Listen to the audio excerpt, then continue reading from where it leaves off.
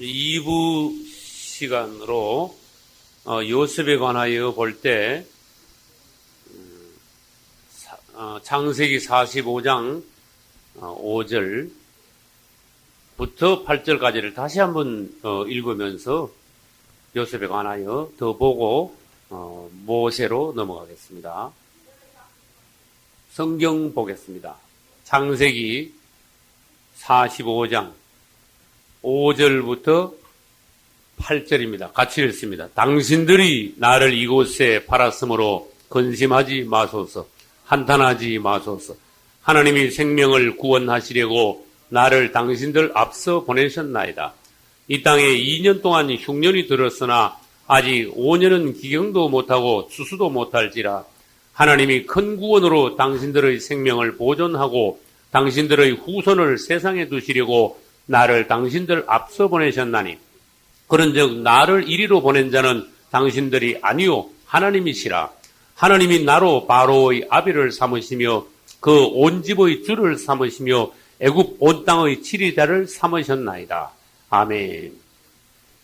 우리는 창세기 2장 중에서 가인의 노선과 아벨의 노선, 즉 생명 노선과 지식 노선을 보고 있는 중 생명 노선에서 오늘 첫 시간에 야곱을 보았고 이제 두 번째 시간에 이제 요셉을 더 보기로 하겠습니다. 첫 번째 요셉은 예수 그리스도의 예표입니다. 이 예표의 부분에 있어서는 창세기 뒤쪽에 가서 앞으로 상세히 보기로 하겠습니다.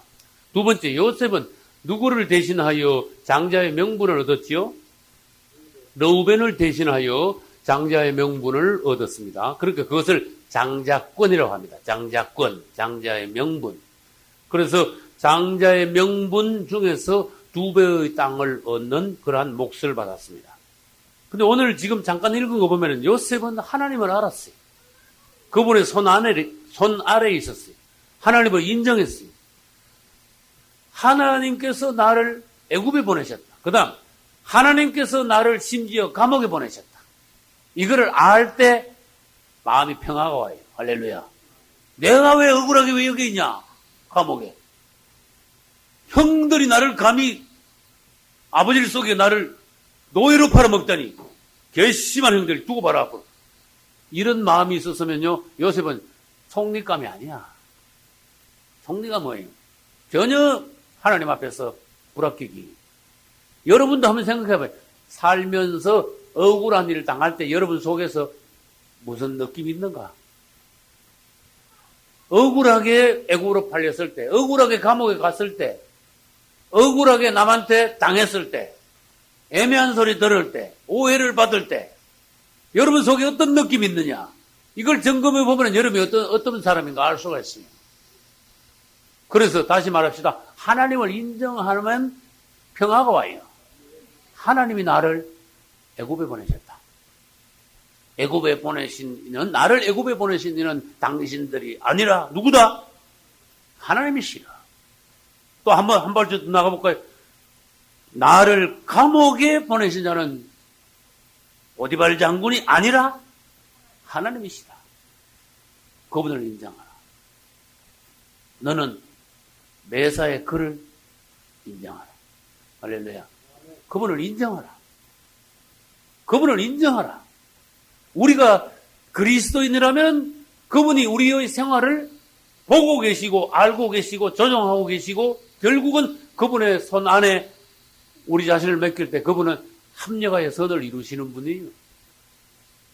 요셉이 예를 들어 봅시다. 애굽에 안 팔려가고 감옥에 안 갔으면 그는 총리감이 아닙니다. 그냥 아버지 품 안에서 사랑만 받다가 평범한 사람으로 살다가 그냥 가는 거야.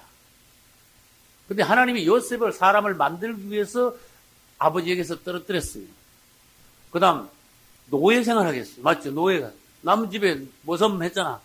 그 다음에 심지어 감옥까지 내려가게 했어요. 근데 요셉은 그 중심에 혼적인 어떤 원망, 감정, 분노 이런 게 없었어요. 하나님을 인정함으로 그는 평안했습니다. 그러면서 몇 세가 되기를 기다렸을까? 30세가 되기를 하나님은 기다리셨어요. 할렐루야. 따라서 30세. 30이라는 숫자가 성경에 자주 나와요. 요셉이 몇 세 총리가 됐어요? 질문합니다. 다윗이 몇 세의 왕이 됐을까? 30이죠. 제사장은 몇 세의 제사장이 됩니까? 30. 예수님이 몇 세에 공생을 시작했어요? 세례요한은 건 몇 세에 공생을 시작했어요? 번호 하나 30이지 뭐. 30 아닌 걸 내가 지금 묻겠습니까? 그러면 30이 뭡니까? 이렇게 물어줘야 돼요. 30. 따라서 성숙의 수. 그러면 또 질문할 거예요. 이스라엘 사람들은 구약시대 민수기 보니까 몇 세 군대를 가요? 20세 군대 가죠. 그리고 이스라엘 사람들, 여러분, 성경 민수기가 있잖아요. 그죠? 네 번째 책이 민수기입니다. 민수기라는 단어는 영어로 numbers에 일어났어요. 수를 세라. 카운트. 그 무슨 수를 세요? 백성의 수를 세요. 아무나 뭐 다 세요? 아니야. 뭐만 세? 여자는 좀 빠져. 그 다음 애기, 노인 다 빠져. 누구만 세? 남자 20세 이상 남자만 세. 또 노인도 안 돼. 요거 무슨 나이? 군대 갈 나이. 따라서 군대 갈 나이. 또 따라서 20세 강한 나이. 여러분이 영적으로 20세가 돼야 하나님의 군대가 될 수 있다는 거예요. 할렐루야. 여자든 남자든 어린이든 노이든 영적으로 먼저 20세가 돼야 돼. 그래서 제가 설교할 때 정말 나이는 7, 80대가 되고 영적으로 7살도 안 된 사람들 쓰도록 합니다. 내가 그랬어. 그건 내가 봤기 때문에 하는 소리야. 영적인 나이가 중요해. 사람이 하나님 앞에서 죄인이 하나님 앞에 나와서 먼저 깨끗하게 돼야 돼요. 회개하고 예수 그리스도를 믿으면 그분의 피, 죄사함 받는 그분의 피에 의해서 우리는 깨끗하게 됩니다. 그러면 깨끗하게 되면 사람이 다 한 줄 알아. 나같이만 깨끗하라 그래요. 네? 그런 사람 있어요. 내가 얼마나 깨끗한데 이러면서 호흡을 잡는데 깨끗한 게 목적이 아닙니다. 깨끗한 것 플러스 거룩하게 돼야 돼요.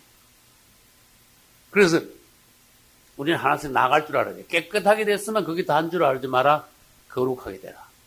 그 다음 20세가 돼가지고 하나님의 군대가 가지고 막 강한 군인이 돼서 막이 다 떨어진다 그러잖아. 그게 다가 아니다. 더 나가서 몇 세가 되라? 30세가 되라. 강한 것 플러스 성숙함. 할렐루야. 이게 하나님이 원하시는 거예요. 강한 것 플러스 성숙함. 그래서 요셉은 하나님께서 20세 때도 써도 돼, 사실은. 우리 예수님도 20세에 일어나도 하나님 일 뭐 100번 해. 맞죠? 우리 예수님이 20세에 뭐 시작하시면 안 될 줄 압니까? 그런데 30세까지 기다리셨어. 우리 하나님은. 요셉이 30세 되기를 기다렸어요. 감옥에서요, 푹 있게 만들었다고 말이에요.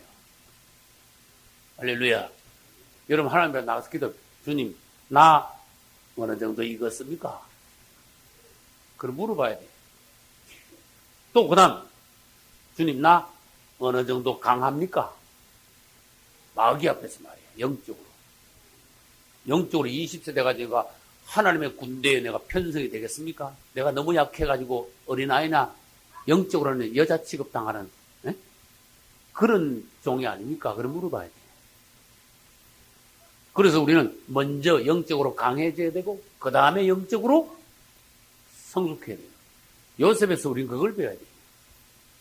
그래서 하나님은 참 정확한 분이에요. 놀라운 분이에요. 요셉이 30세 될 때까지 하나님이 그랬을 거예요. 요셉아, 고생되지만 감옥에 가서 좀 참아라. 나도 생각이 있다. 그랬을 것 같아.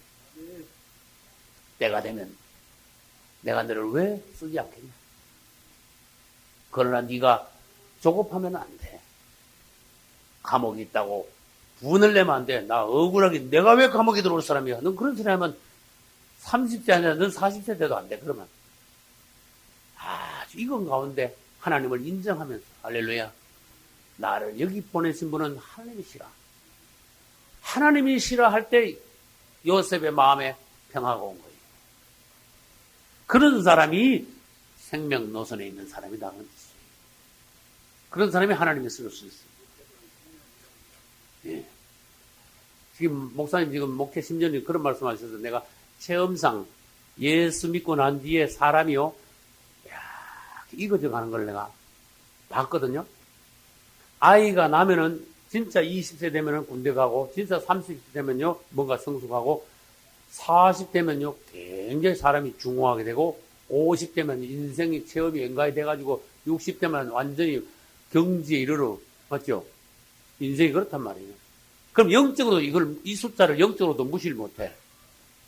예수 믿은 해부터 시작해가지고 한 20년 잘 믿으면 굉장히 강한 하나님의 군대가 돼, 군인이 돼. 영적으로 아주 성숙하게 되려면 예수 믿고 그래도 한 30년 돼. 그 숫자를 무시 못하는 거예요. 그래서 여러분, 내가 영적으로 나이가 얼마인가 이걸 점검하셔야 돼요. 그럼 나 더 빨리 30세가 되고 싶습니다. 그러면 그만큼 하나님 앞에 더 매달려야 됩니다. 요셉은 30세 되니까 하나님이 그냥 안 놔두셨어요. 여러분 생각해봐요. 하나님이 다 생각이 있고 계획이 있는 분이에요. 여러분들이 익으면 하나님이 잡아 올리시게 되어 있어요.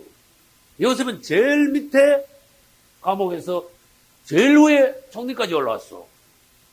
그럼 이건 뭐냐? 예수님이 죽으셔서 음부에 들어가셨다가 부활하여 올라오셔서 영광을 받으신 왕 중의 왕이 되신 것과 같은 비유예요. 그래가지고 요셉은 일어나자마자 하나님이 이를 애굽 전체, 그 당시 세계에서 제일 큰 나라를 통치하는 데만 조금 더 하자 없어. 아주 지혜가 충족해. 아주 익었어. 나는 요셉이요, 평생에 전혀 실수를 안 하는 그만큼 완벽한 성숙한 사람이 되었다고 난 생각해요. 근데 또 놀라운 건 뭐냐?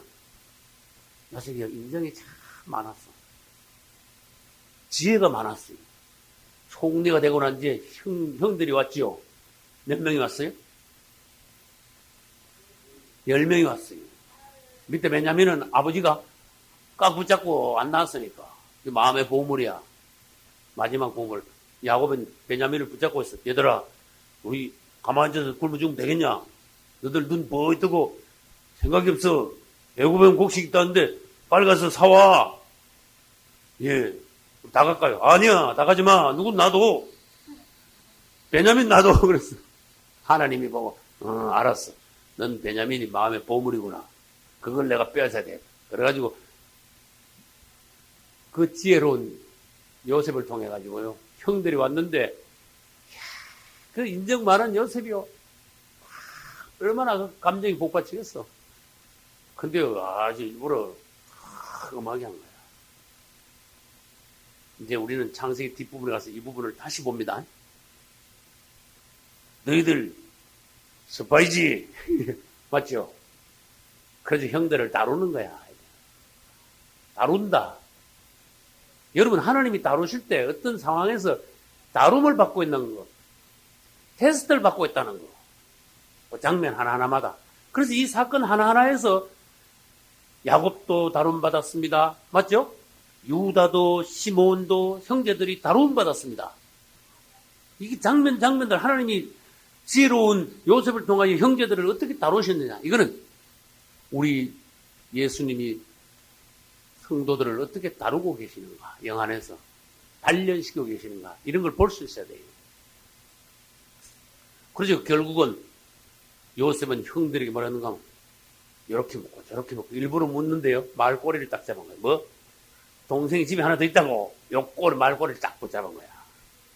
너희들 간첩인데 간첩이 아니라는 걸 밝히려면은 집에 있다는 동생 한번 데려와봐. 그랬습니다. 사실은 베냐민이 자기 친동생이잖아. 맞죠? 나머지 전부 다 배달한 형들이고. 그래서 요셉은요, 형제들을 다루면서 하나님은 어떤 뜻이 있는가만, 야곱이 잡고 있는 마지막 마음의 보물을 놓게 만드는 그 역사도 거기에 포함되어 있어. 그 결국은 막 형들이 가가지고 베냐민을 데려가야 됩니다. 안 돼 하고 뭐 계속 말하자면 몇 달 동안 씨름을 한 거야. 밀고 땡겨. 그러다 나중에 야곱이 나왔어. 마지막 보물을 낳았어. 누구? 베냐민을 낳았어. 내가 아들을 이러면 이러리라. 이게 승리한 말이야, 이게. 주님 앞에 뭘 놓는다는 거예요. 아브라함은 이삭을 낳았습니다. 모세의 엄마는 뭘 낳았어요? 모세를 낳았습니다. 내려놨습니다. 나도 은혜 받고 1984년에 직업을 내려놨습니다. 여러분도 자기 자신을 하나님 앞에 내려놔야 됩니다. 헌신이라 그래, 이거를. 생명까지도 하나님 앞에 내려놓을 수 있어야 돼요. 다시 말해서 내가 뭔가 보물이라서 붙잡고 있으면 그거 안 됩니다. 절대로 그 하나님 앞에 축복받은 그게 아닙니다. 무엇이든지 내가 가장 귀히 여기는 것을 하나님의 손한테 얹어드려야 돼요. 하나님께 맡기는. 그래서 하나님의 손을 거쳐서 되돌아오게 만들어야 돼요. 할렐루야. 봤잖아요, 봐요. 베냐민을 낳았더니 죽으면 죽으리라 아들이. 에? 이러면 이러리라. 진짜 이랬어요? 아니죠. 낳았으니까 베냐민이 다시 돌아올 때는요, 축복해야 돼. 이삭을 놓으니까 이삭이 죽었어요? 이삭이 부활의 이삭이 내가 돌아왔어. 모세를 놓으니까 모세가 죽었어요? 놀라운 모세가 돼가지고 자기 품에 다시 돌아왔어, 모세가. 오병이었대. 그 오병이 이거 내 혼자 먹어야 돼 이러면서 안 났으면요, 그 나머지 사람 다 굶었어. 하나님 앞에 놓으니까 축복이다가 얼마나 큰 축복이어서 다시 돌아와. 다 먹고도 5,000명 다 먹고도 12바구니 강주리가 남았더라. 할렐루야. 여러분 자신을 하나님 앞에 내려놓는 거야. 그럼 여러분들요, 아주 갑자기 여러분 자신이 하나님의 축복의 자녀가 돼가지고 여러분 자신이 하나님의 귀한 자녀로 바뀌어가지고 하나님이 일을 할 수 있는 요셉과 같은 종이 되는 거예요. 요셉은 아주 지혜로웠어요. 그래서 형제들을 다루었습니다. 말하자면 아버지까지도 다루었습니다. 근데 요셉에서 이제 뒤에 가서 또 하겠습니다만 곡식 창고가 중요한 거예요. 영적으로. 그래서 이 제목을 정한다면은 요셉의 곡식 창고. 따라해서 요셉의 곡식 창고. 곡식 창고를 바로가 관리한 게 아닙니다. 요셉이 관리했습니다. 아이디어를 누가 냈어요? 단순한 아이디어 하나님께서 주신 지혜예요. 그 지혜가 요셉에서 나왔어요. 하나님의 지혜입니다. 요셉은 정확하게 앞으로 7년 흉년 풍년 다음에 7년 흉년이 온다. 정확히 알았어요. 그래서 요셉이 말하는 걸 바로왕이 듣고 요즘 말로 하면 이거 도무지 사람이 아니야. 하늘에서 내려오는 사람이야. 바로왕이 기절했어.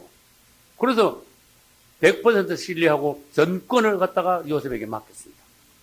요셉은 그때부터요, 하나님의 지혜로 아주 지혜롭게 애굽 전체를 통치합니다. 애굽이 풍년 때 허랑방탕 안 하고 잘 모아나고 나머지 흉년 7년도요, 사람들이 풍족하게 먹을 수 있도록 했어요. 그 주위의 사람들까지 다 살렸습니다. 그러면 요셉의 곡식 창고는 뭐냐? 우리 예수님의 말씀 창고야. 요셉은 예수님의 예표입니다. 그 당시에 세계의 어느 나라 가도 흉년이 다 되게 만들었어. 근데 요셉한테만 가면은 곡식이 있어. 그 당시에 배고픈 사람은 누구한테 가야 돼? 요셉한테 가. 바로왕한테 가도 소용없어. 누구한테 가도 다 소용없어. 요셉한테 가야 돼. 오늘날 우린 누구한테 가야 돼요? 사람 찾아가면 안 된다는 거야. 예수님께 가야 되니. 요셉은 그래서 예수 그리스도의 예표라는 거야. 요셉의 곡식 창고. 뒤에 가서 또 배웁시다. 그러나 아주 중요한 부분이기 때문에 좀 다루어야 돼요, 오늘. 요셉은 얼마나 지혜로운가 하면요, 사람들이 배고파 죽을 때 왔는데 공짜로 그냥 값싸게 이걸 안 줬어. 어떻게 했어요? 값을 다 받고 곡식을 내줬어. 우리는 하나님께 은혜를 받으려면은 거저 받으려면 안 된다는 거야. 은혜를 받기 위해서는 대가를 치러야 돼. 여러분들이 신학교 와가지고 은혜를 받으려면 대가를 치러야 돼. 그만큼 내가 열심을 내야 돼. 그만큼 이 시간을 투자를 해야 돼. 맞죠? 뭔가 하나님 앞에 은혜 받은 사람은 대가를 치렀어. 남들이 다른 거 할 때 하나님 앞에 있었어요. 하나님 앞에 구했어요. 그렇기 때문에 하나님 앞에 뭔가 은혜를 받은 거예요. 그래서 처음에는요, 애굽에 있는 돈, 곡식 사면 돈 거두고, 곡식 사는데 돈 거두고, 나중에 그 애굽의 돈이 어떻게 됐을까? 완전히, 요셉이 애굽에 있는, 건방에 있는 돈 다 걷었어. 맞죠? 그 다음에 돈 떨어지는 게 뭐 가지고 사먹어야 돼, 이번에는? 짐승 다 가지고 다 걷었어. 그 다음 짐승까지 떨어지는 게 또 뭘 넣고 해야 돼? 땅 내놓고 땅 다 팔았어. 그 다음 또, 마지막으로, 사람 자신이야. 이 영적으로 딱 볼 수 있어야 돼. 우리 예수 그리스도께서 십자가에 죽으심으로 그분의 피로 값주고 만물을 사셨어. 그래서 우리를 하나님 앞에 드린 거야. 다 그다 가지고요. 바로한테 바로 걸 만드는 거야. 바로가 나쁜 예표지만 그 당시에 바로는 하나님을 예표하는 거, 한 번 하나님을 예표하는 게 있었어요. 그래서 온 애굽 땅 전체에 있는 돈, 땅, 짐승, 사람, 이게 100% 전부 다 바로게 됐다. 요셉을 통하여. 우리 예수님 십자가에 죽으심으로써 만물을 피로 값두고 사셔서 하나님의 것이 되게 하셨어. 우리를 하나님의 나라와 제사장을 삼으셨어. 할렐루야. 우리 자신은요, 안 죽으려면 진작 우리 자신을 내놔야 된다는 뜻이에요. 우리 자신을 팔아야 되는 거예요. 그 자기 자신을 잘 팔았어. 요셉한테 잘 팔았어요. 요셉한테 팔았으면 그만큼 자기 자신을 팔은 것도 영광이야. 하나님 앞에 여러분 자신을 팔으면 그게 헌신인데 그게 영광이야. 하나님한테 팔리가면요, 바로에 넣어야 되는 거하고는 다르다니까. 바로한테 팔리면은 죽으라고 뿌려먹는데 바로가 하나님한테 팔리면 하나님 사람이 돼. 그래서 여러분 자신을 하나님께 파셔야 돼. 헌신. 이게 요셉의 곡식 창고에서 여러분들이 이런 거를 보실 수 있기를 바랍니다. 할렐루야. 그 다음에 이제 출애굽기로 이제 넘어갑니다. 창세기 끝났습니다. 노선. 생명 노선, 아벨의 노선을 보는데 출애굽기에 넘어가서 출애굽기 2장 1절부터 10절까지 봅니다. 모세입니다. 레위 족속 중 한 사람이 가서 레위 여자에게 장가 들었더니 그 여자가 잉태하여 아들을 낳아 그 준수함을 보고 그를 석 달을 숨겼더니 더 숨길 수 없이 되매 그를 위하여 갈상자를 가져다가 역청과 나무 진을 칠하고 아이를 거기 담아 하숫과 갈대 사이에 두고 그 누이가 어떻게 되는 것을 알려고 멀리 있었더니 바로의 딸이 목욕하러 하수로 내려오고 시녀들은 하숫가에 거닐 때에 그가 갈대사위의 상자를 보고 시녀를 보내어 가져다가 열고 그 아이를 보니 아이가 우는지라 그가 불쌍히 여겨 가로되 이는 히브리 사람의 아이로다. 그 누이가 바로의 딸에게 이르되 내가 가서 히브리 여인 중에서 유모를 불러다가 당신을 위하여 이 아이를 젖먹이게 하리이까. 바로의 딸이 그에게 이르되 가라. 그 소녀가 가서 아이의 어미를 불러오니 바로의 딸이 그에게 이르되 이 아이를 데려다가 나를 위하여 젖을 먹이라. 내가 그 삭설 주리라. 여인이 아이를 데려다가 젖을 먹이더니 그 아이가 자라매 바로의 딸에게로 데려가니 그의 아들이 되니라. 그가 그 이름을 모세라 하여 가로되 이는 내가 그를 물에서 건져내었음이라 하였더라. 아멘.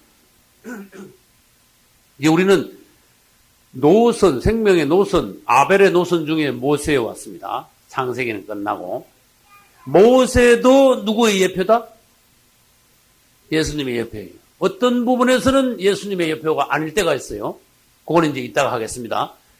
모세는 예수님의 예표인데 건진다는 데 있어서 예수님의 예표예요. 모세 이름 안에는 건진다는 뜻이 있어요. 예수님의 이름 안에도 건진다는 뜻이 있어요. 마태복음 1장 보시기 바랍니다. 아들을 낳으리니 그 이름을 뭐라 하라? 예수라 하라. 이는 제가 저희 백성을 저희 죄에서 건질 자, 구원할 자이십니다. 구원하면 건지는 거라. 모세는 이스라엘 백성들을 애굽에서 건져내왔죠. 우리 예수님께서는 그분의 백성들을 죄에서 사단의 선하에서 건지내시는 분이에요. 같아요. 근데 모세가 날 당시에는 특이한 시대였습니다. 요셉도 죽고 그 뒤에 요셉을 알지 못하는 애굽의 왕들이 나와가지고 이스라엘 사람들의 숫자가 막 늘어나니까 야 이거 안 되겠다 노예를 삼자. 그래가지고 막 혹독하게 노예를 부려먹다가 이제 노예가 생활한 지 수백 년이 지났어. 아주 세월이 많이 지났어. 그래서 모세 대에 와가지고 이제 출애굽하는 대니까 세월이 많이 지났죠. 노예 생활하고 오래됐는데 하나님께서는 이스라엘을 약속대로 애굽에서 건져내기 위하여 종을 예비하셨는데 모세라는 종을 예비하셨어요. 근데 모세가 날 당시에 바레는 뭐라 했냐? 이스라엘 아이들이 나면 여자는 살려두고 뭐만 죽이라? 남자애들만 죽이라. 요거 역사적으로 여자는 살리고 남자애들만 죽이라는 그런 마귀가 하나님의 백성을 죽이려는 그런 역사적인 사건들이 쭉 있었어요. 그때 이제 모세가 났는데 모세의 어머니는요, 나가지고 막 그냥 놓지를 못해가지고 죽을까봐. 놓지를 못해가지고 그냥 억지로 막 석 달을 숨기면서 키웠는데 도저히 안 되겠어. 도저히 뭐, 아이고, 내가 더 가졌다가 이 아들 죽는 꼴을 내가 어떻게 보냐. 그러니 하나님께 죽든 살든 것만 맡기자. 할렐루야. 요거 좋은 결단이라니까. 죽으면 죽으리라. 야곱이 뭐라고 했어요? 베냐민 놓을 때 내가 아들을 잃으면 잃으리라. 모세의 어머니도 하나님께 맡기자. 할렐루야. 그래서 갈상자를 엮어가지고 모세를 담아가 석 달 된 백날, 오늘로 말하면 백날이야. 백날 된 애기를 담아가지고 키웠어. 근데 내가 자녀 5을 키워보니까 백날 때 아주 이쁘더라고. 백날, 100일 된 아이들 눈을 한번 봐. 아주 폭 빠져. 아주 이뻐, 백날 된 애들이. 아주 이쁠 때 놓은 거야. 주님, 이 아들을 주님의 손에 맡깁니다. 이 아이가 죽으면 죽는 거고, 이 아이가 살면 주님 안에서 사는 겁니다. 하나님은 진작부터 모세의 어머니에게 따라 그 아들을 놓아라. 그러신 거예요. 놓아라. 놓는 걸 배워야 돼. 할렐루야. 놓으니까요, 얼마나 기적이 벌어졌습니까? 세상에 자기 아들을 자기가 젖먹이고 월급 받는 거나 세상에 처음 봤다. 희한한 일이 벌어졌어요. 자기 아들을 젖먹이면서, 자기 친아들을 젖먹이면서 남한테 월급을 받은 그런 사람이 세상에 역사상 어디 있습니까? 근데 놓으니까 그래 된 거야. 내려놓으니까. 할렐루야. 그래가지고 다 클 때까지 월급 많이 받아가면서 키웠어. 공주의 아들이 돼가지고 사람들이 찾아가지고 죽이는 게 아니라 그 군인들이 보초까지 있었어. 모세 집에. 이 공주의 아들이니까 얼씬도 하지 마라, 아무도. 그래가지고 젖떨어지니까 어떻게 됐어? 애국 궁전에 가가지고 웬걸 바로가 뭐 이스라엘 아이들 오면 죽이라 하더니 웬걸 이번엔 죽이는 게 아니고 데려다가 궁중에서 키웠어. 금이야, 이거는 옥이야. 뭐 좋은 거 다 먹여가면서 왕자로 키웠어. 하나님의 역사는 이렇다. 할렐루야. 단 전제 조건은 뭐냐? 너 알아. 하나님 앞에 놓으면 이런 기적이 생긴다. 성경에서 우리 이런 걸 배울 수 있어야 돼. 할렐루야. 혹시 여러분 뭐 못 넣는 게 있을지도 몰라. 따라서 마음의 보물. 그거 내려놓으면 역사가 일어나는데 그거 꼭 잡고 있으니까 못 놓으니까. 마음의 보물은 내려놔야 되고 감춰진 죄는 자백해야 되고 그런 것이. 그래서 이 모세는 하나님 앞에 훈련을 단단히 받았습니다. 모세는 생명노선에 있습니다. 하나님께 크게 쓰임받았습니다. 근데 지난번에 그랬죠. 40세 되니까 모세가요 탁 일어난 거야. 자기가 바로의 공주의 친아들이 아니라는 걸 알았어. 히브리 사람이라는 걸 알았어. 그러니까 오늘날 말하면 막 민족을 사랑하는 애국심이 막 들어가지고 40세에 막 내가 내 민족이 노예 생활하는 거 내가 눈 뜨고 못 보겠다. 내가 일어나서 이 민족을 구출해 내겠다. 그리고 일어났어. 일어났는데 뭐 했다 그랬어? 하나님이 일한다고 일어났다가 사람만 때려잡았어. 기기 때가 안 되면 그렇다는 거야. 사람만 때려잡았어. 그래서 우리는 하나님 일을 하는데 때도 안 됐는데 내가 먼저 일어나지 마라 이거야. 두 번째, 때가 돼가지고 하나님이 미루면은 그때 또 버티지 마라 이거야. 모세는 40세 때는 하나님이 시키지 않는데 일어났다가 사람 때려잡았고 80세째 이제 가라 그러니까 이거 나는 못 갑니다. 너는 할 수 있어. 내가 넘어가지. 아니요. 보낼 사람을 보내세요. 가라니까. 저는 입이 너무 뻣뻣해요. 못 가요. 안 가? 나중에 5번 그냥 하나님이 막 분을 바라겠다. 이런 말을 그렇게 안 듣냐. 결국 갔습니다. 근데 참 내가 뭔가 하겠다고 내 스스로 나서는 거 이거 조심해야 되는 거야. 열심도 좋지만은요. 내 멋대로 열심 내는 거 있죠. 그 하나님 일 망치고 사람 때리자고. 남에게 상처 줘. 교회 누가 돼? 그래서 익은 사람이 하나님 일을 하라. 하나님보다 먼저 앞장서지 말고 하나님 오라는데 뒤에 처지지도 말고 그래서 하나님과 보조를 맞추어서 훈련을 마치고 일을 할 때 하나님의 큰 역사가 여러분 통해서 일어날 줄로 믿습니다. 그리고 모세는 이제 40 플러스 40 플러스 40. 처음에 애굽에서 40년. 두 번째, 미디안 광야에서 40년. 인간적인 사회적인 훈련 교육을 받았고 두 번째 40은 순전히 하나님 앞에 교육을 받았어요. 그래 놓고 마지막 40년에는 하나님의 일을 했어요. 할렐루야. 그래서 모세는요, 구약에서 또 이스라엘 사람들이 생각하기에는 모세가 제일 큰 종이라고 생각해요. 사실은 모세는 굉장히 큰 종이에요. 모세 오경을 썼는데 읽어보면요, 이야, 이 보통 사건 아니야. 얼마나 기가 막히게 썼는지. 하나님하고 완전히 그냥 대면해가지고, 모세야, 너 내가 불러주는 대로 적어. 하나님하고 바로 만져 앉아가지고 쓴 것 같아. 희한하게 모세 오경을 썼어요. 그 창세기부터 시작해가지고, 그 대체 하나님이 천지를 창조하시는데, 받아 적어라. 예. 대체 하나님이 천지를 창조. 땅이 혼돈하고 공허하며, 흑암이 깊음이 있고, 하나님의 신은 수면에 운해. 이게 사람 머리로 어떻게 기록합니까? 생각해봐요.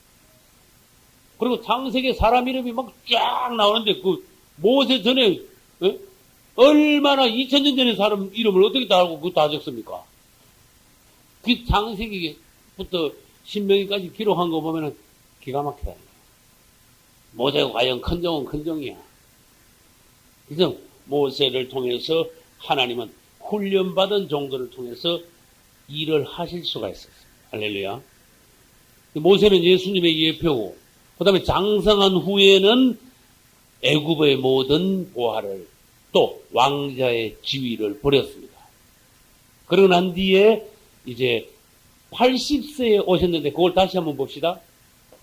모세가 생각하기엔 자기가 다 됐다고 생각했을 때 하나님이 오셨어요. 내가 하겠다고 생각할 때는 하나님이 안 쓰셨어. 질문합니다. 누가 또 그랬어요? 아브라함이 그랬어요. 아브라함이 아직까지는 내가 자식을 놓을 수 있어. 놓을 수 있을 때 방법을 강구해가 넣어야 돼. 누굴 낳았어요? 이스마엘을. 그러면 모세가 40세 때 사람 때리잡은 거나 아브라함이 85세 때 이스마엘 낳은 거나 닮은 점이 있나 없나 한번 봐요. 육이고 혼이다 그 말이야. 무슨 말인지 알겠죠? 그럼 모세가 80세가 돼야 뭐예요? 하나님이 쓸 수 있는 영적인 종이 되고, 아브라함이 99세가 돼야 하나님의 영적인 아들을 낳을 수 있는, 약속의 자녀를 이삭을 낳을 수 있는 그러한 자신에 속한 거, 혼에 속한 거, 육신에 속한 게 다 빠져나가는 그러한 나이다. 99세가 돼야. 그 여러분 통해서는 하나님이 일이, 여러분 이삭을 낳느냐, 요즘 이스마엘을 낳느냐, 네? 하나님이 일한다고 일어나가지고 사람을 때려잡냐, 진짜 하나님 일하냐, 여러분 자신을 이런 걸 통해서 보실 수 있어야 되는 거예요.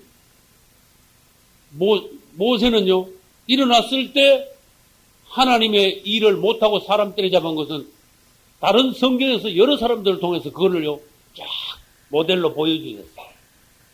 아브라함도 주님께서 보여주셨고, 또 누굴까? 낮을 때 하나님이 쓰신다. 네가 안 된다 할 때, 사람이 끝났을 때 하나님은 시작하신다. 할렐루야. 사람이 끝났을 때. 기드온이요. 왕자로 태어나가지고 하나님이 일한 사사가 아니에요. 아주 시골에 아주 하찮은 농부였어. 맞죠? 그 겁도 많았어. 농사지 놓고 덜해서 추수도 못할 정도니까 겁도 많았어. 그래서 농사를 지어가지고 얼룩해가지고 추수를 거기서 못 두드리고 있었어. 저 산골짜기 가가지고 숨어서 추수를 타작을 하고 있었다 그 말이에요. 맞죠? 그때 천사가 나타나. 다윗도 8형제 중에 가장 쪽말했어. 가장 하찮게 있을 시절, 목동의 시절에 하나님의 부름받았어요. 할렐루야. 그래서 모세는 하나님 앞에서 이제 80세에 불러 그때부터는 익었기 때문에 하나님이 일을 할 수 있었습니다. 모세는 하나님 앞에 많이 오랫동안 머물렀습니다. 하나님 앞에 오래 머무르니 영적인 사람이 되었습니다.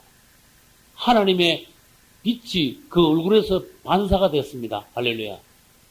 여러분도 인간적인 빛이 아니라 하나님의 영광의 빛이 여러분을 통해서 비춰줘야 돼요. 할렐루야. 하나님의 빛이 빛나는 거예요. 그래서 여러분이 하나님하고 깊이 만나면 오랫동안 깊이 만나고 말씀과 기도를 전무하면서 하나님 앞에 오래 머무르면 여러분 얼굴에서 모세의 빛 같은 빛이 나기 시작하는 거예요. 하나님의 영광을 반사하는 거예요. 달이 뭐를 반사해요? 햇빛을 반사하죠. 달빛은. 그리고 여러분 달이 돼줘야 돼요. 햇빛을 반사하는 여러분 얼굴이 주님만큼은 안 밝아도 모세 따라가는 달빛이 밝으면 여러분들이 얼굴이 밝아줘야 돼요. 뭘로? 영적으로 밝아줘야 돼요. 그것을 그리스도를 반사하는 영적인 빛이라 이렇게 말할 수가 있습니다. 누가 더 하나님 앞에 오래 머무르냐? 그리고 모세는 가장 특별한 게 뭐냐? 애굽에서 이스라엘을 데리고 나온 게 가장 특별하고 두 번째, 광야에서 성막을 건축한 게 굉장히 특별한 일이에요. 이 성막은 성경에서 아주 큰 주제입니다. 성막론은.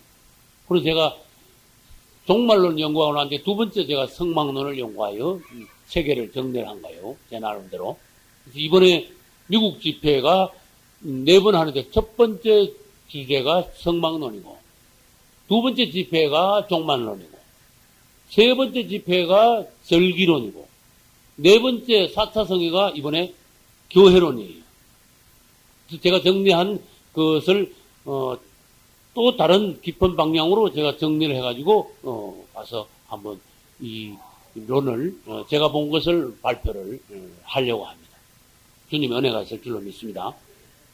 이제 모세는 이제 이스라엘 백성들을 데리고 나와서 성막을 광야에서 건축하여 성막 중심으로 이스라엘 사람들이 생활하고 성막을 앞세우고 가나안을 향하여 전진하도록 만들었어요.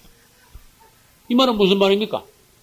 여러분들이 사람을 구원하면은 그 사람을 성전으로 건축되게 해야 되고, 그 다음에 성막 중심이란 말은 그리스도 중심의 신앙생활을 하게 만들어줘야 되고, 그 다음에 성막을 앞세우고 전진한다는 것은 그리스도를 앞세우고 여러분들이 성도들이 따라가게 하는 그런 지도자가 되어줘야 되는 거예요. 할렐루야. 성막의 계시를 받은 것은 모세가 놀라운 거예요. 굉장히 놀라운 계시를 본 거예요. 다니엘이 70일에 관한 계시를 보았듯이 놀라운 계시를 보았듯이 또 사도 요한은 밤모섬에서 마지막 때 계시를 보았죠. 모세는 성막에 관한 계시를 봤어요. 이 종들에게 놀라운 계시. 하나님께서 그에게 보여주실 수 있는 하나님의 놀라운 비밀, 계시를 보여주실 수 있는 종이 되려면 그만큼 익은 종이, 영적인 종이, 하나님의 안목을 주님과 교통하는 주님과 가까이 있는 그런 종이 되어야 된다는 거예요. 엘리 제사장은 어땠어요? 완전히 늙어버렸어.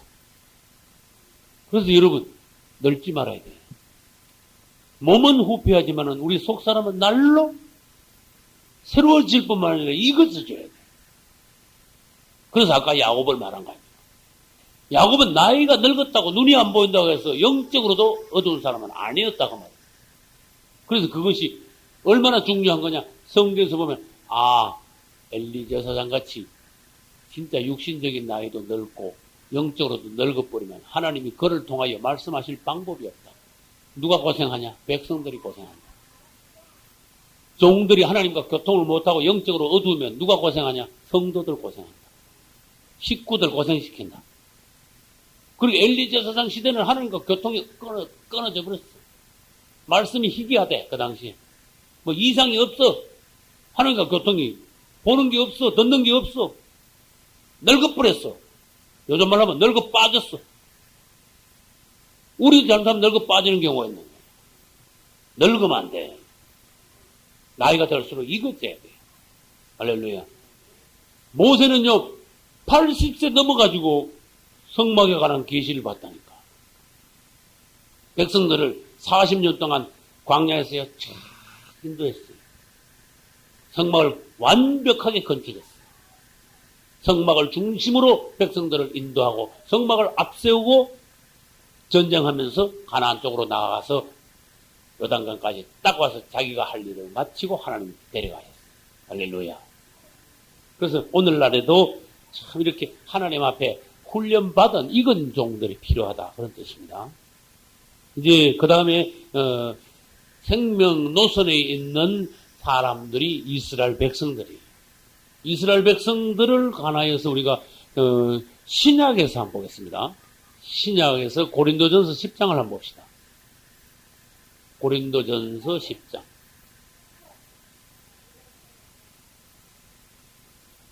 고린도전서 10장은 제 성경은 273페이지에 있습니다. 1절로 4절까지를 같이 읽습니다. 형제들아, 너희가 알지 못하기를 내가 원치 아니하노니 우리 조상들이 다 구름 아래에 있고 바다 가운데로 지나며 모세에게 속하여 다 구름과 바다에서 세례를 받고 다 같은 신령한 식물을 먹으며 다 같은 신령한 음료를 마셨으니 이는 저희를 따르는 신령한 반석으로부터 마셨음에 그 반석은 곧 그리스도라. 아멘. 여기까지는요, 이스라엘 백성들이 굉장히 축복받은 백성으로 표현이 됐어. 하나님의 선민으로 애굽에서 나왔죠. 그 다음에 홍해를 다 건넜죠.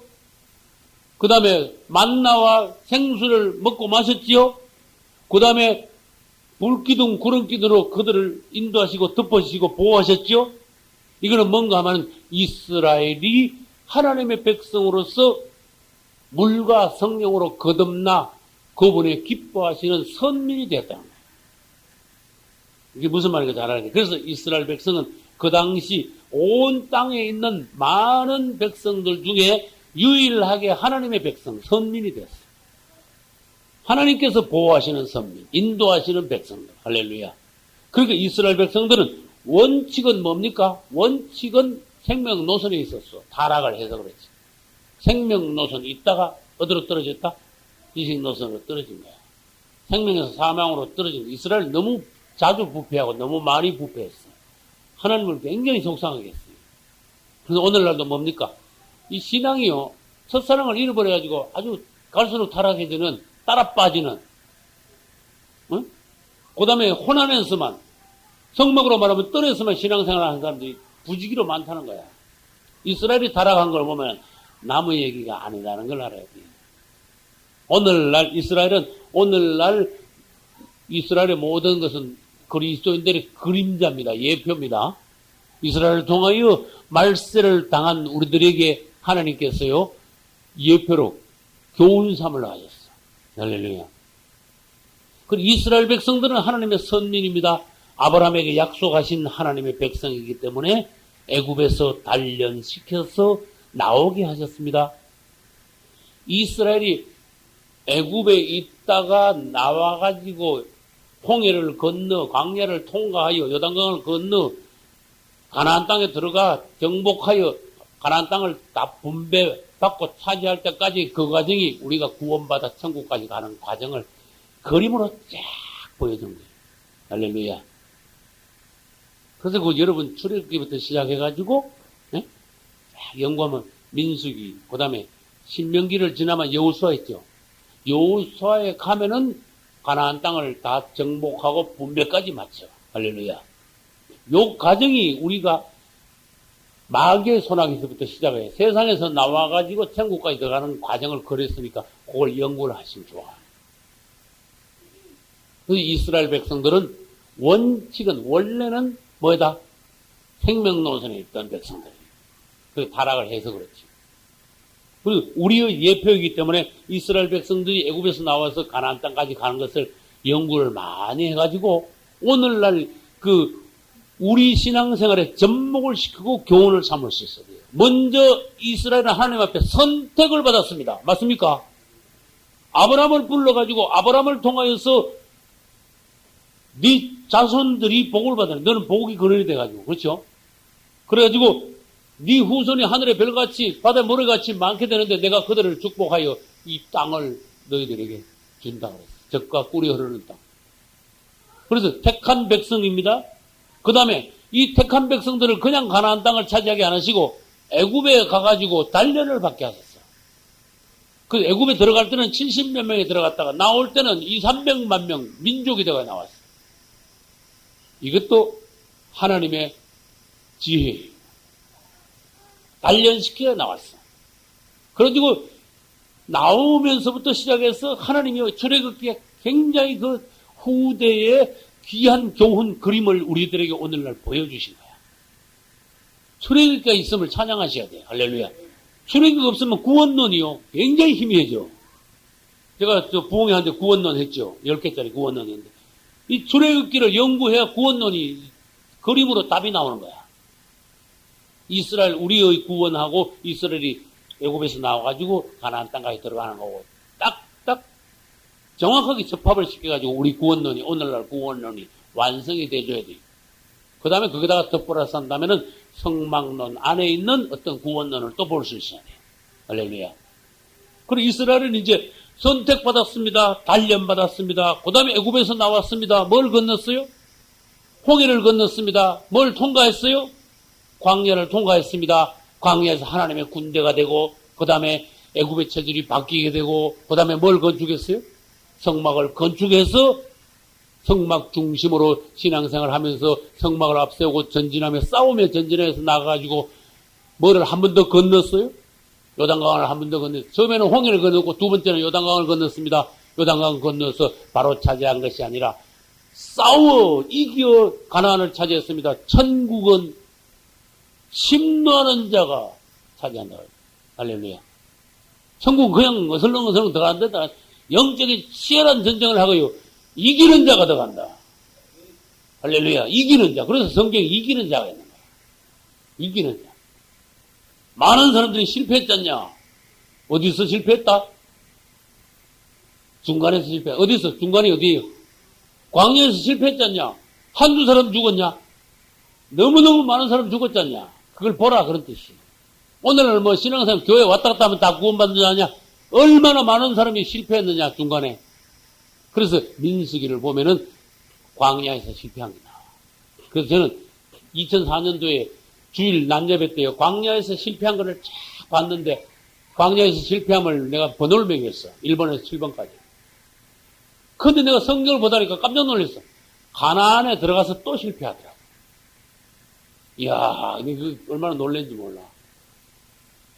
가나안에 들어가서 영원히 하나님의 왕국을 세워가지고 하나님이 기뻐하시는 나라로 이스라엘이 끝났으면 얼마나 좋겠어. 그거 들어가서 또 범죄해. 그래서 제목을 이번에는 가나안에서 실패하며 광야에서 실패하면 태포가 7개가 있고 우리 창기에 가나안에서 실패하면 9개가 있어. 가나안에서 실패를 더 많이 해. 그래서 천국 안에 쏙 들어갈 때까지 따라서 정신 차려라. 정신 바짝 차려야 돼. 끝까지 전쟁에서 싸우면서 이겨야 돼. 여차하면 마귀한테 딱 얻어맞아가지고 끝에 가서 그냥 마귀한테 지는 거야. 당하는 거야. 끝까지 정신 차려야 돼. 우리는 언제까지냐?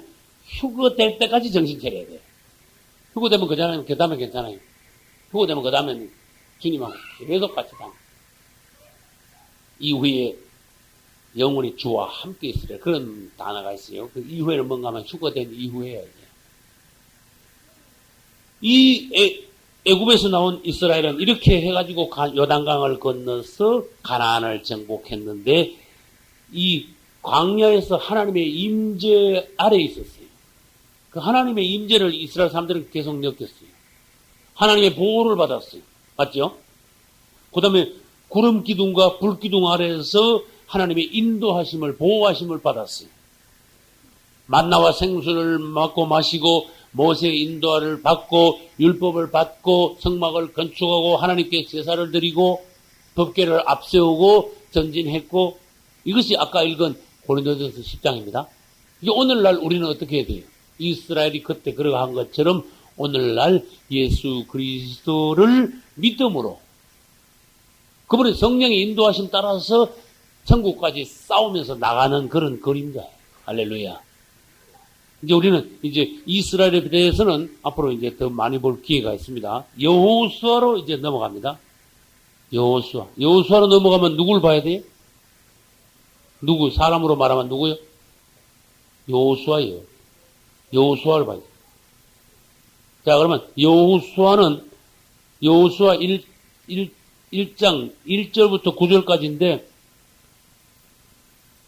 다 읽으면 시간이 좀 걸리겠죠?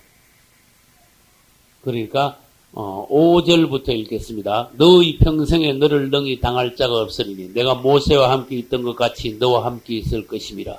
내가 너를 떠나지 아니하며 버리지 아니하리니 마음을 강하게 하라. 담대히 하라. 너는 이 백성으로 내가 그 조상에게 맹세하여 주리라 한 땅을 얻게 하리라. 오직 너는 마음을 강하게 하고 극히 담대하여 나의 종 모세가 내게 명한 율법을 다 지켜 행하고 좌로나 우로나 치우치지 말라. 그리하면 어디로 가든지 형통하리니 이 율법책을 내 입에서 떠나지 말며 주야로 그것을 묵상하여 그 가운데 기록한 대로 다 지켜 행하라. 그리하면 내 길이 평탄하게 될 것이라. 내가 형통하리라. 내가 내게 명한 것이 아니냐. 마음을 강하게 하고 담대하라. 두려워 말며 놀라지 말라. 내가 어디로 가든지 내 하나님 여호와가 너와 함께 하느니라 하시니라. 아멘. 할렐루야. 여호수아는 예수 그리스도의 예표입니다. 이름도 아주 같습니다.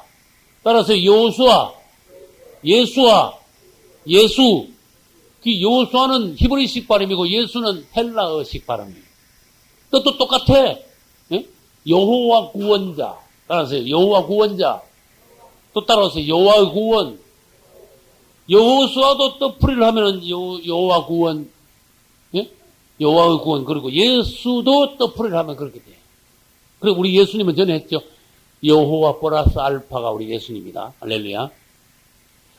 모세의 후계자입니다.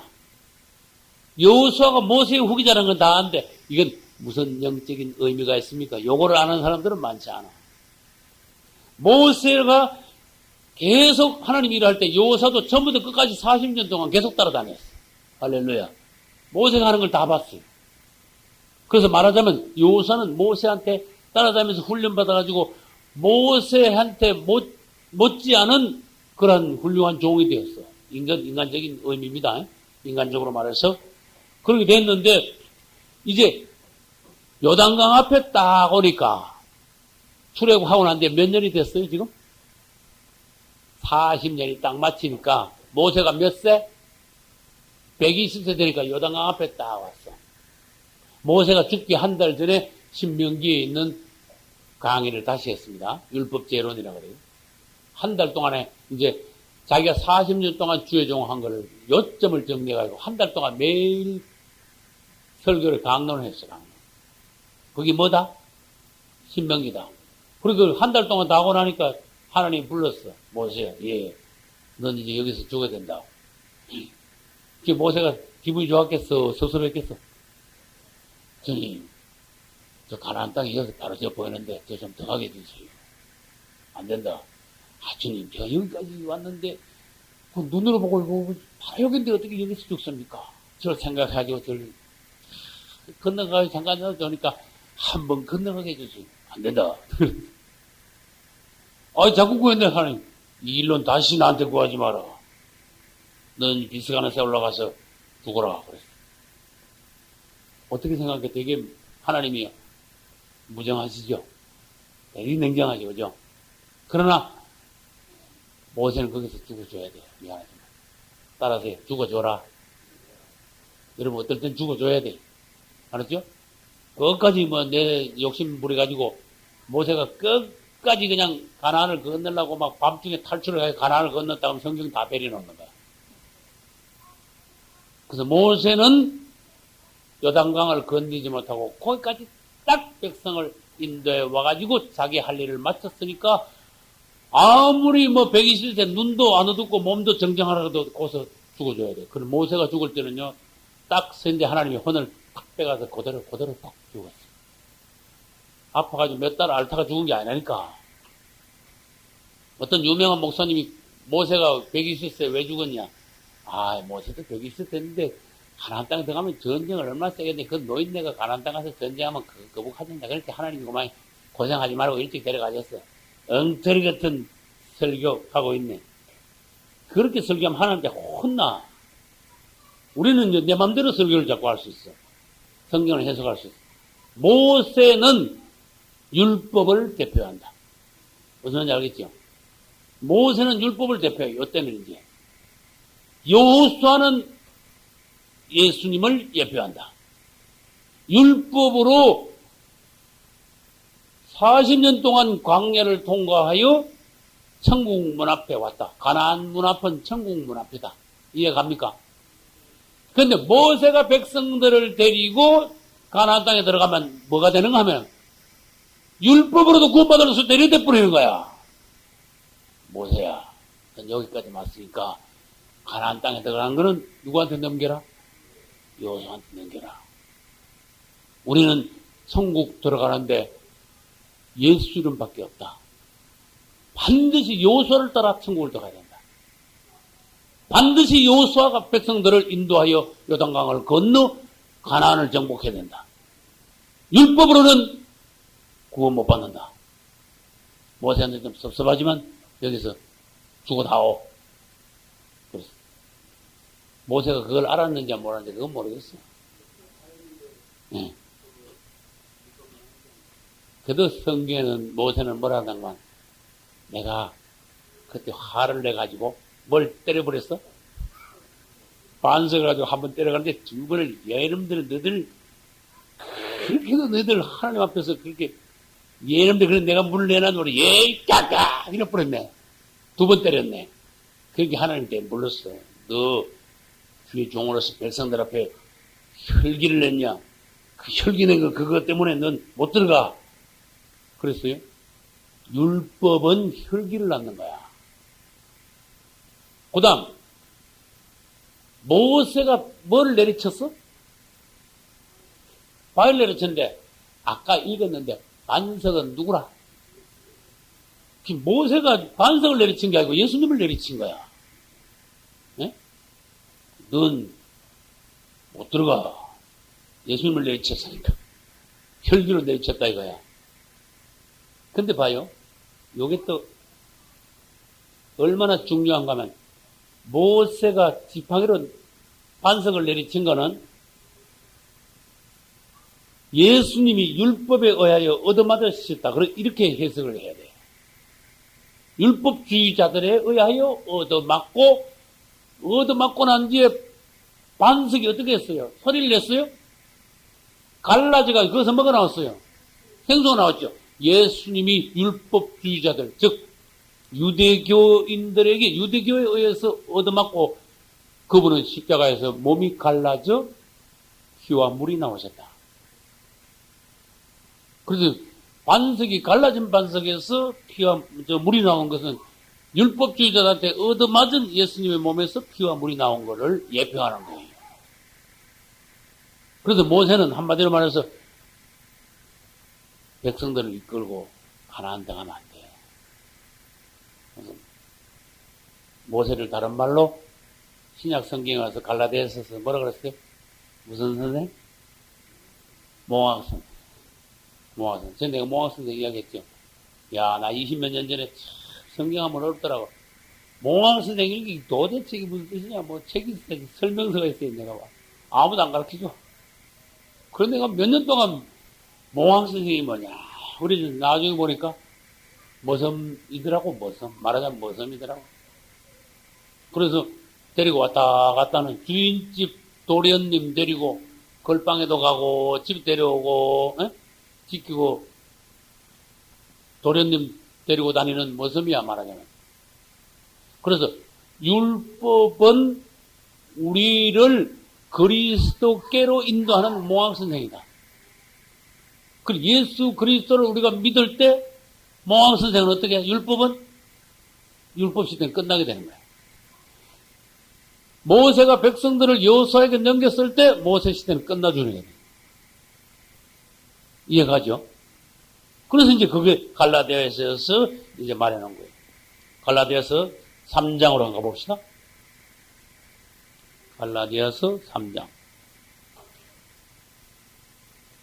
3장 몇 절이죠? 23절, 24절, 25절까지 해봅시다. 같이 읽읍시다. 믿음이 오기 전에 우리가 어디 아래 있었어요? 율법 아래 매인바되고 계시될 믿음의 때까지 갇혀 있었어. 율법 아래 갇혀 있었어. 구약시대에 이같이 율법이 우리를 그리스도에게로 인도하는 뭐가 됐다? 모황선생이 됐어. 그 율법에다가 모세를 한번 연관시켜보고 그리스도에다가 누구를 연관시켜야 돼? 여호수아를 연관시켜야 돼. 그래, 모세는 이스라엘 백성을 여호수아에게 인도한 것처럼 율법은 우리 성도들을 그리스도께로 인도해. 모황선생이 되어 우리를 하여금 믿음으로 말미암아 어렵다함을 얻게 하라미라.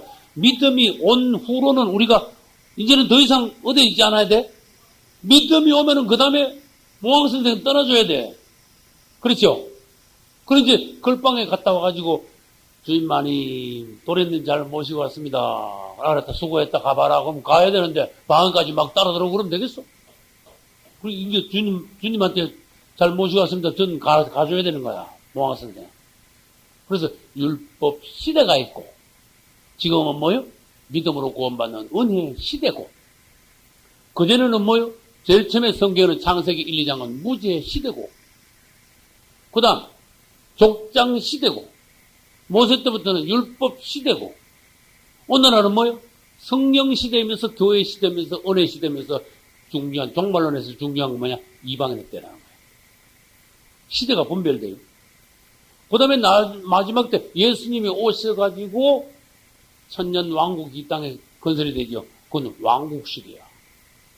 그러고 난 뒤에 이제 천년 왕국 이후에 백보자 심판을 거쳐서 세루살렘 시대, 그 영원 시대야 돼. 그 율법 시대가 끝나면 우리가 그 시대를 마무리를 할 줄 알아야 돼. 말하자면 세례 요한이 등장했기 때문에 구약 시대가 끝났는데 아직도 구약 시대 사람들은 구약 이미지 가지고 새로 오신 예수님을 못 맞이하니까 예수님으로부터 예수님을 배척하고 못 맞이하니까 배척하고 그다음 주님으로부터 떨어나가는 예수군에 들어가서 실족당하는